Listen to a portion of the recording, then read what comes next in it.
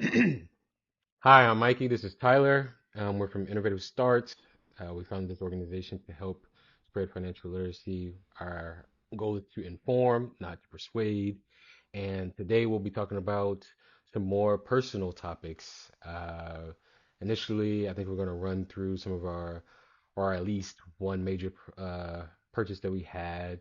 Talk about some of our changes in expenses from basically like college into adulthood and yeah, talk about some initial also investment strategies that we had or just things that we invested in early on. But to kick it off, uh, let's go with first major purchase or most important major purchase because I know Tyler, you buying that house probably is a more major purchase than your first ever initial one. So I would say that like the only one that I feel like made a huge like learning impact on me, I would say is the first car I bought.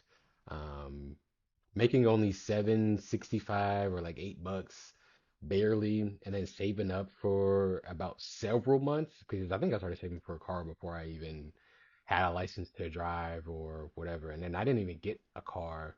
So I think most people start driving like their junior year or so. My car was like going into my senior year. I was like, I gotta have a car.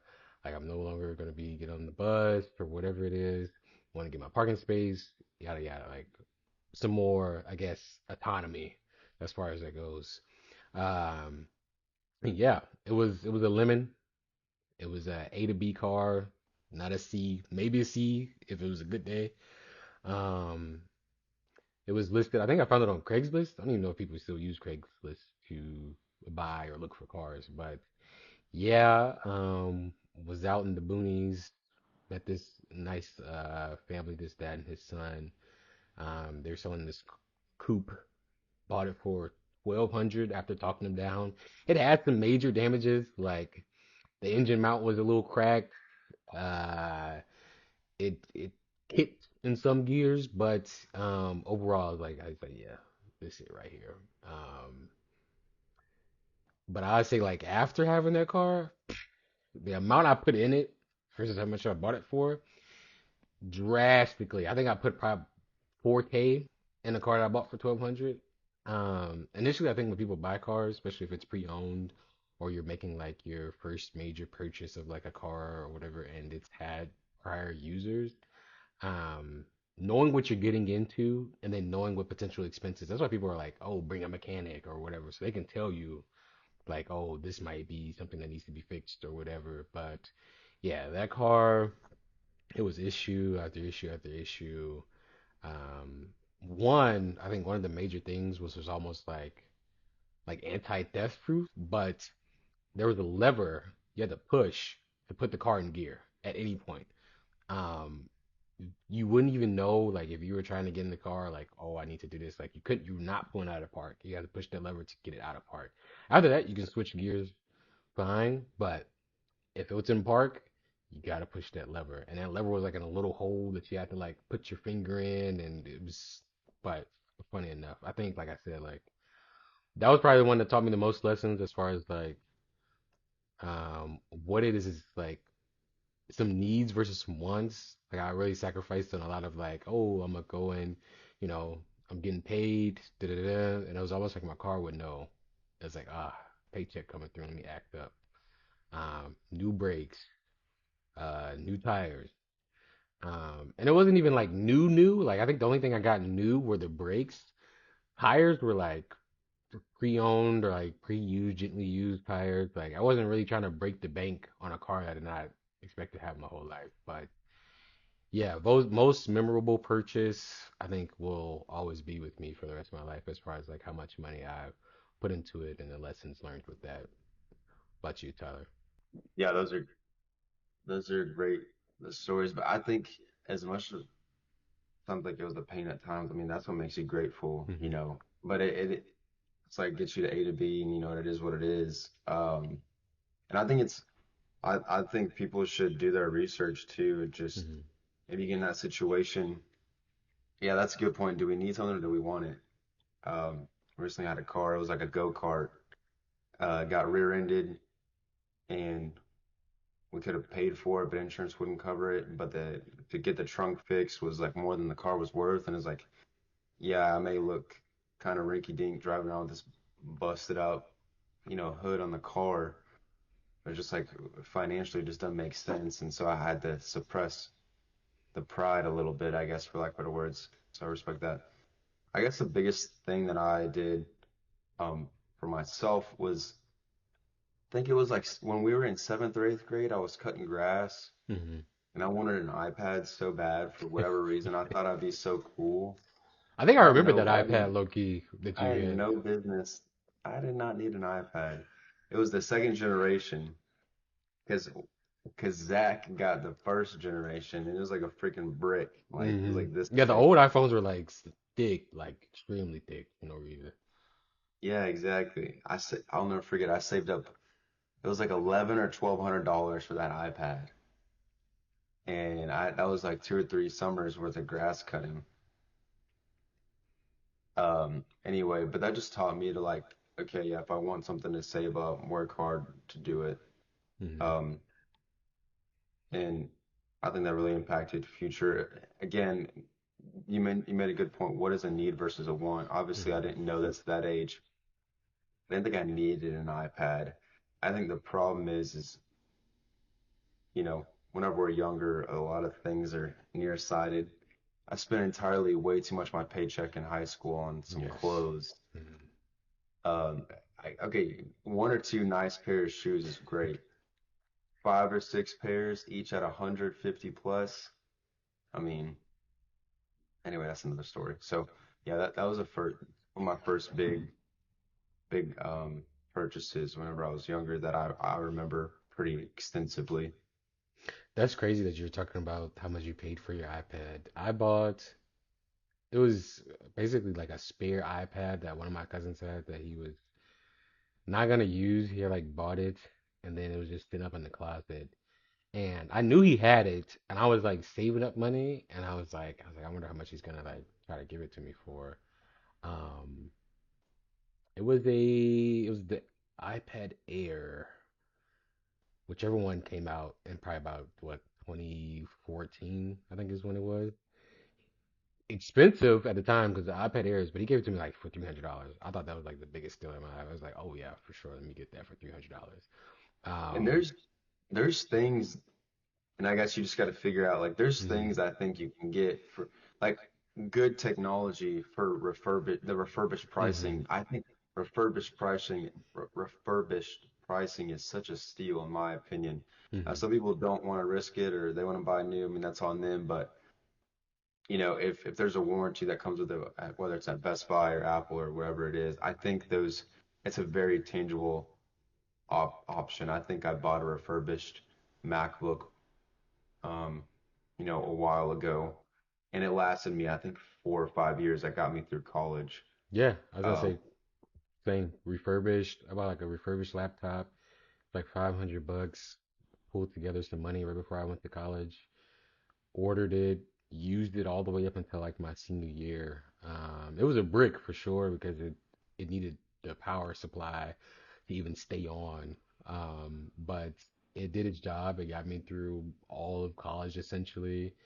But it's crazy how technology shaped itself because in my graduate year, that whole, I guess, semester of classes I was taking, I used an iPad.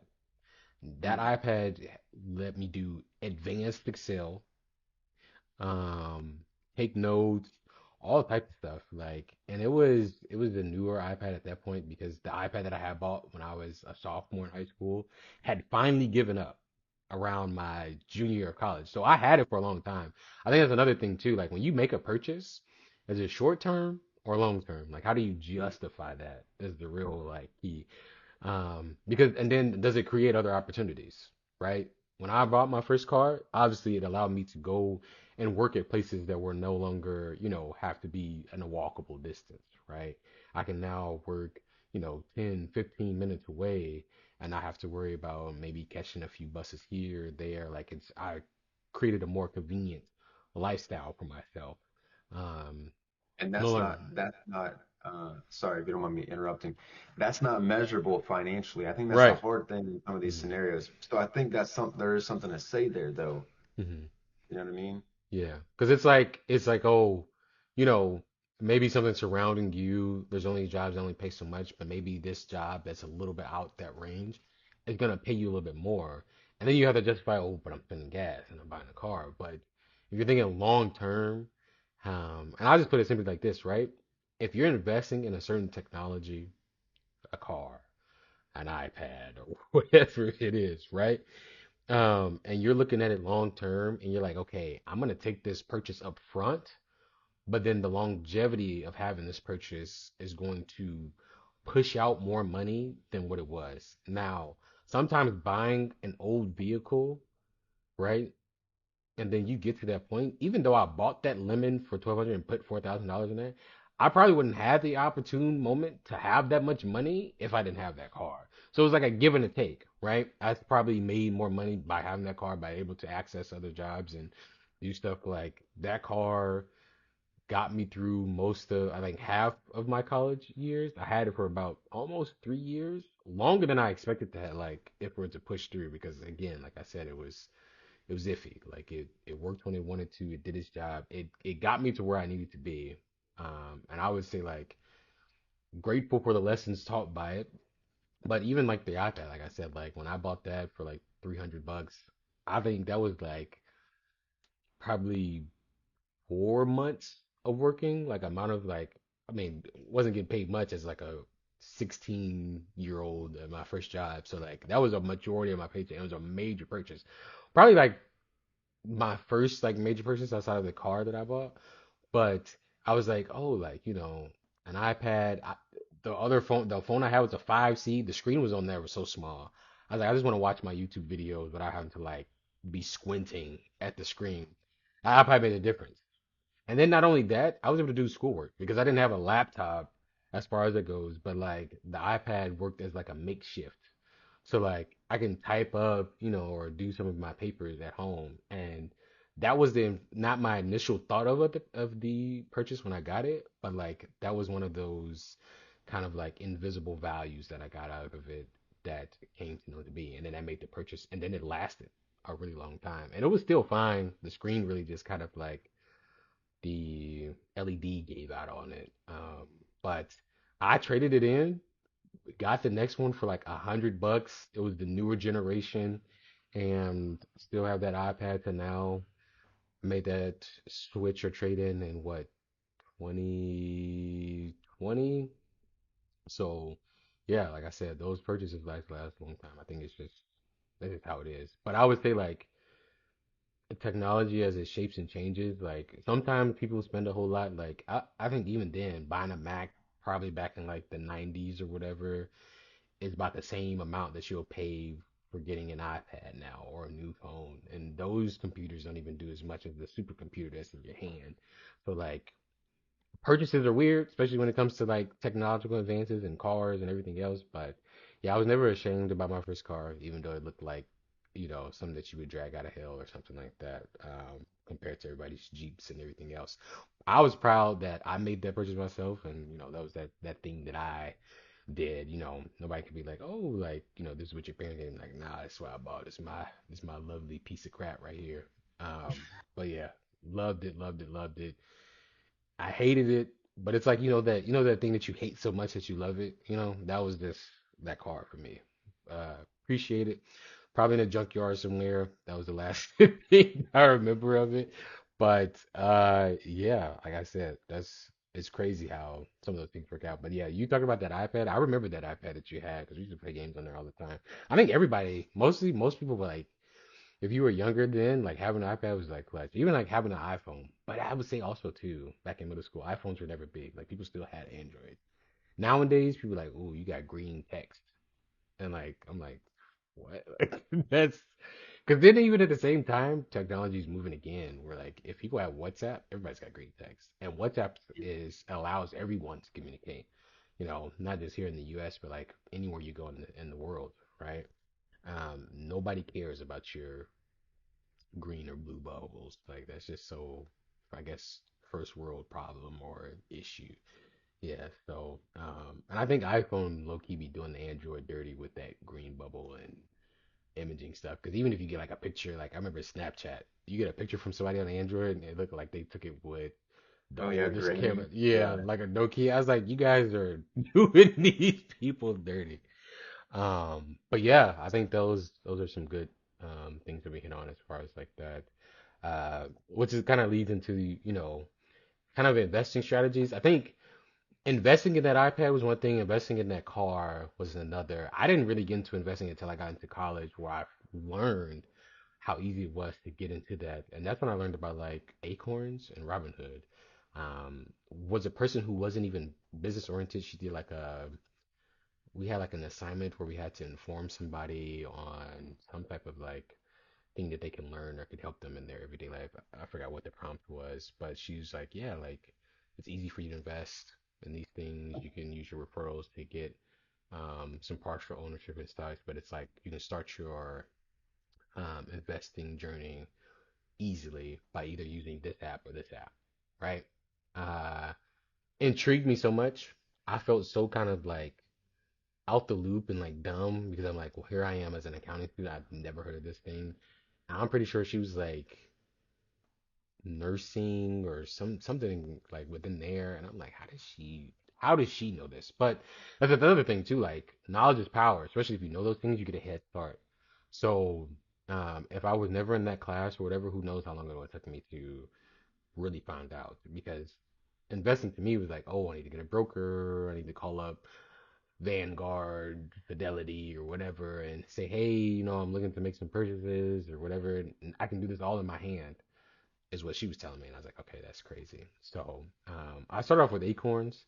It was great, um, and I think the only pet peeve I have with it was that I was not able to like have full control. I think it's really good if you're starting out and you don't have any knowledge in like investing or you don't want to learn how to like do all the research into what you're investing into. It's a great, great, great tool to use. Not really, we're not sponsored or anything, or that's not any info, but I think like apps like that allow you to kind of learn a little bit, get some insight, or to at least try to be able to do those things is overall good. But yeah, Acorns is what I started off with. Used that for about 6, 7 months. Robinhood was kind of fresh around the time I started using it, but that was another thing that I got into. Learned a lot of like things, especially like doing my own research and yeah, it was interesting too. And I think crypto had been around for like a while, but also was getting big around that time. So I also used like Coinbase towards like the end of my college years when I was looking into the crypto market. But those are some of my strategies. Now I think there's like tons of platforms and options and things for people to use as far as like how deeply invested they want to be into their investing strategies or if they want to be hands off, right? Because I think Acorns allowed you to be aggressive with your portfolio or at least aggressive, and they tell you like, hey, more aggressive, higher risk. And then they're like, okay, but if you want to be moderate or you want it to be this, lower risk, you won't get that high return that you're expecting, which is good. Like I said, it's very simplistic. You can easily use it. You can round up to the nearest dollar on your purchases and have that invested. Like really, really great opportunity, great platform to use for those type of things too. And like I said, I'm pretty sure there's probably other competitors out there, but that was just one that I used and had a really good experience with. What about you, Tyler? Yeah, that's really sweet. I didn't. I had an 11th grade English teacher talk about acorns one day, and on there, like it just came out or something, and I was like, what in the world? I thought it was super cool, but it was like, pretty random. I did like a stock club thing my senior Mm, year of high school, and I liked it, but obviously we were constricted by the age. I don't think I was 18, or maybe I just turned 18. And I was watching these YouTube videos of these like penny traders mm, and penny stock traders, and I was like trying to get my mom to hand me over my social security card and so I can open up an account and all this stuff. And she was like, "What are you doing with your money and all these things?" And so I ended up freshman year of college. I bought 3 shares of Marriott. mm, I think I got it for like around $100 a share. and then I sold them a year or so later for like $120 a share, and I thought I was like the best trader in the world. You like put me on Wall Street right now. Right. Um, and so I didn't do much stock investing then, and then I took a nosedive into cryptocurrencies, and I was trying to trade Ethereum a little bit during 2020, and I was like, this is just too much. Like, Mhm. I think that's when I finally, like, not finally, but I think that's when I realized that I'm really maybe just the type where I want to do a ton of research up front and either swing trade, Mhm. which is like trading on them personally, I would say probably between like 3 to 12 months or something like that, or a few years. And again, everyone has their own opinions, or like a long-term holder. And Mhm. so that's when I started to buy some things pretty, uh, you know, it wasn't a lot of money. It was like college student type money, All right. 30, $50 here or there, a couple $100, whatever. Um, which was like a really big deal back then, but it's just cool seeing how some of that has been able to pay off, holding long term, selling some of that for some, financial needs over the past few years, whatever that may be. Um, but my personal philosophy, I don't like to, I've tried options. It feels good when you're up, Oof. and then that Options is one about the hit. hardest. Yeah. It's Yeah, when that one, it's good if you can like get, and it's I wouldn't even really because I mean if you do it long enough, you can change like the luck into a strategy, but markets are so unpredictable and option trading is so risky. Even like the least risky option trading is especially if you're trying to make money. Like a lot of people like oh I can get in this, but like you have to realize that like the least risky option trade you can do is not gonna make you enough money, right? And then there's ones that you can do that can basically change your life. Like there's people that can trade $500 and change it to a few thousand, right? If you get lucky. And then there's other people that like they put in hundreds of thousands of dollars and they'll lose that hundreds of thousands of dollars in that option trade. So it's and they can be experienced or they can be not experienced. Who knows who their financial advisor is or if it's themselves. But uh, option trade is this whole thing like learning about it and everything else is crazy because at the end of the day, there's so many things that impact how a stock moves, right? Not only the individual news about that stock, but just the overall economic status of like the world potentially. Like you'll be like, oh my goodness, this stock I'm in is on the up. Let me go ahead and open up, something and I'm gonna bet on it, right? But then next thing you know, you're gonna look up and some news comes out and they're like, oh, they're bankrupt or they found some corruption within their account and you're holding that and you thought it was on the up and up, you did your research, nobody was saying anything about it, and now the whistle's been blown, right? And now bam, it cuts. That's how risky it is. It's just hard to really gauge it. There's no really safe option around there. But no, I think yeah, trading is really important as far as that goes. It's learning what it is, not doing it. You can always learn. Always, always, always be looking to learn and just, immerse yourself in some new things. Not saying you need to be like, yeah, okay, now I'm, the best stockbroker on Wall Street. Go ahead and get me a ticker tape right now. I'm out here. But yeah, I think overall, like those were some really good things. And I think kind of ended off on that too, as far as like an expense that changed. I know the worst, speaking about options and speaking about an expense that changed from college to adulthood. When I had the money to invest and I was doing options, I think I lost like almost 3K on an option trade. I felt like somebody stabbed me in my chest. I was like, but you know what's crazy too? Is that on like a good day, I also made that same amount.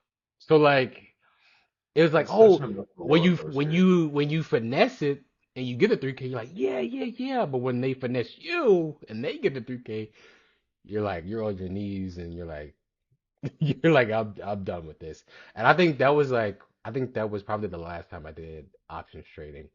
Um, like I had some good days and I had some bad days, but that was the worst day. And to some people, like people were like, "Oh, 3K, that's nothing. I've lost 10, 100,000." I'm like, "Yeah, but when you come from like a background where like 3K did mean a lot, or I mean, it still does to me. Like if somebody's like, "Here's 3K," I'm not gonna be like, "Ah, that's Yeah. plenty of money," you know?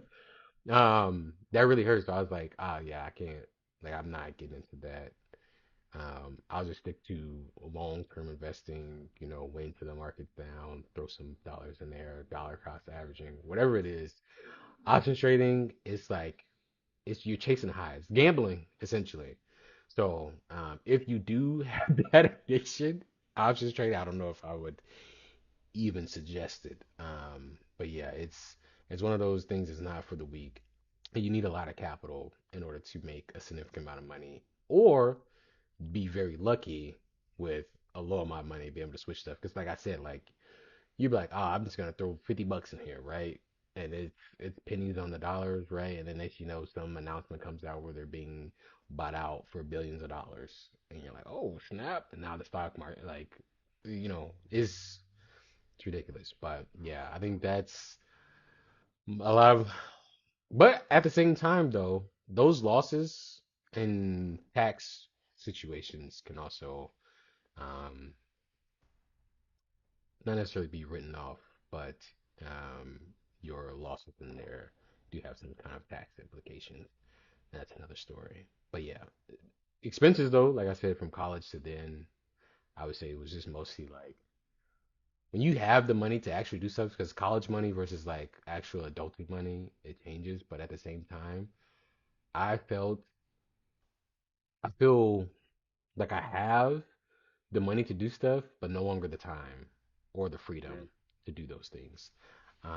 And so now it's like, you know, what do I do with all this money? Oh, it goes to bills. That's what it is. That's exactly what. First of the month, middle of the month, whatever your expenses are. Um, one of your major expenses is probably gonna be just rent off rip. Like that's what it is. And then after that, like depending on what kind of like hobbies you want to get into, because you gotta do something, right? Whether you play some games, you live an active lifestyle, whatever it is, you'll have expenses come out of that. In college, it was never none of that. The only thing I was paying for is beginning of semester, getting my books and whatever I needed to do the class, and eating. That was it. And how cheap my rent was, like I think it was like 600 bucks a month compared to what I'm paying now. It makes that look like, a Sunday dinner. So, but yeah, that was just for me. So I don't know about you, how your expenses changed for you. Yeah, I had to pick up, I don't know, like we got you got insurance and you got car insurance, you got Hmm. you have health insurance and what health plan do you have to do? That's a whole thing in itself. It's confusing. Hmm. Trying to think like some of the biggest things. Uh, like even where I worked in college, they gave me a uniform so I could throw it in the wash real quick or Hmm. wherever, whatever, and then I could just wear it to work. No, I mean, yeah, there's a decent way of finding good clothes, but anyway, that's a whole nother expense too. You gotta get some work clothes if you're in the office every day, things like that. So all these Lunch, things add all that. up, Yeah. and then you know you now you have money, so you want to go traveling and things like that, which is totally fine. Like we all, Mikey, you love to travel too. I think we need to do a travel episode, but it's just some of these things start to add up really quickly if you're not tracking your budget, Hmm. eating out, going out with friends, because you don't see, like in college, you see friends throughout the week, studying, whatever, you know, working full time. You may not see friends during the week, so then you Oh don't see them yeah, on the weekends. months. Then It what? might be months, or you might not even see them until it's like something, a special occasion or something like that. So yeah, no, I most definitely feel that. Yeah, and then you had to hang out with people, or you don't, Mhm. not too have to hang out, but like most of the time hanging out with people, it's like, excuse me, it's going out to eat or it's going out for drinks, which are all fun and good things. Just make sure you budget them in. So those are some expenses that caught me off guard a little bit. Um, After post college life. You know, I think like overall the changes in expenses and like just adulthood is that like you're you thought you weren't free. Like I would say like college was extremely busy. If you were involved on campus, your class load, your homework, right? You were like, oh my goodness, I feel so busy. But adulthood is like you're busy and then you don't have the time at the same time. Because even in college, like, right, you get out of class, your responsibilities are a lot less in that sense. You do your schoolwork or and you pay your rent or you stay on campus, you eat. Like very simplistic. 'Cause you're getting a little taste of adulthood. But then after that, it's like now everything changes, right? Because now things are more serious as far as like, you can't just drop a class, you can't just stop work, it's hard. And then you have to work in order to sustain your own living. And then you have to make sure that that job is enough for you to do that. Because I know people that work like almost up to three jobs just to trying to sustain the living that they want. And that's just not necessarily just off of, bad choices or whatever. It's just that they want to do a lot of things, but your experience or your degree or whatever only allows you to do so much. And so you take on a little bit more work so that you can maybe have more money to do some of those extracurricular activities, hang out with friends, go on vacation and stuff like that, more often. But it really just depends on what type of lifestyle you want to lead after college. It's a huge adjustment, just like when you go from high school to college and then college to adulthood. Like those are huge adjustments and learning curves as far as just life in general. But I think one, you're not alone in that aspect. So always see what your friends are doing. I think social media is not the way to learn what other people are doing because social media doesn't really tell you the full story of people's like actual experience within adulthood. People only most of the time express the good moments in their life on social media. But always like having a good friend group to who understands what it's like going through there or going to there, and also have like peers or mentors too, to kind of give you insight on the experience. I think that's another thing too. Like if like I had an aunt who is 5 years older than me. She did the college experience. I was asking her about that before I got into college, and then when it came to adulthood, hey, what do these things look like and things like that, and she's able to give me insight. And then I did the same for my younger sibling before she went to college. And I think that's what's needed in order to create better financial habits because for all of my mistakes I made to keep them from being, recurring, make sure that I'm communicating with the next generation of people coming in saying, hey, this is what I did, this is what you shouldn't do, but this is also what you should do because I didn't do this, but this will help you type beat. So yeah, no. Overall, extremely important. I think it's really good. I like when we talk about these things, and please suggest also other things that we should talk about, as far as just experiences and things going on in the world today, as far as financial things go. I have nothing else from me. Tyler, anything from you before we wrap up? All right. Well, that's all from us today. We appreciate you for watching. Let us know in the comments if there's anything that you would like for us to talk about, and then also like and subscribe to the channel and the video. We appreciate you guys for watching, and yeah, we're out. See you guys.